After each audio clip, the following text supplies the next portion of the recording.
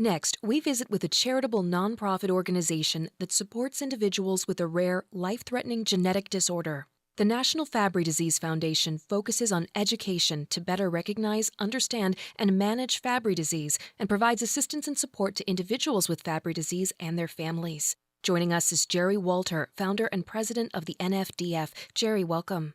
Thank you. It's a great pleasure to be here today. To start, tell us a bit about Fabry disease. What do we know about this rare disorder, and what are some symptoms? Fabry disease is caused by an enzyme deficiency that results in lipid accumulation throughout the body. It causes many symptoms that begin in childhood and progress with age, and additional life-threatening symptoms in adults. Although symptoms vary widely among individuals, some of the early symptoms include chronic pain, chronic GI distress, unexplained protein in the urine, a reduced ability to perspire, and intolerance to heat and strenuous activity. Later, adults often have premature hearing loss, kidney failure, heart attacks, and strokes. The average age of death of an untreated male is 50 years old, and about 10 to 15 years later in females. There are also two telltale signs of Fabry disease that aid in diagnosis. Many people with Fabry disease have an opaque, whorl-like pattern in their eyes called cornea verticillata that can be seen by an eye doctor during a routine eye exam. Many people also have a skin rash of tiny dark red spots, usually around the bathing trunk area, called angiokeratoma. There are many signs and symptoms to help recognize Fabry disease. And what are treatment options like for those with Fabry disease?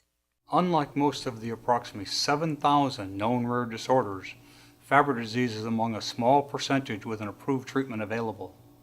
The prognosis for people with Fabry disease seems very promising if we can increase recognition and diagnosis of this treatable disease.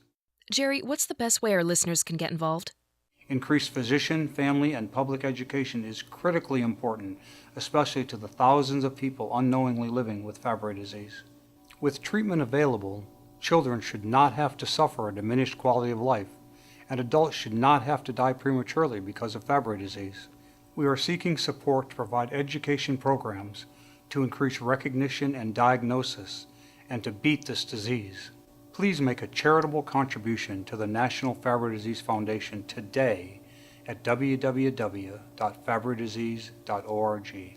We have the many tragedies of our past and great hope for our future. Thank you so much for your consideration to help people with Fabry disease live better and longer lives. Jerry, thank you. Learn more at fabrydisease.org.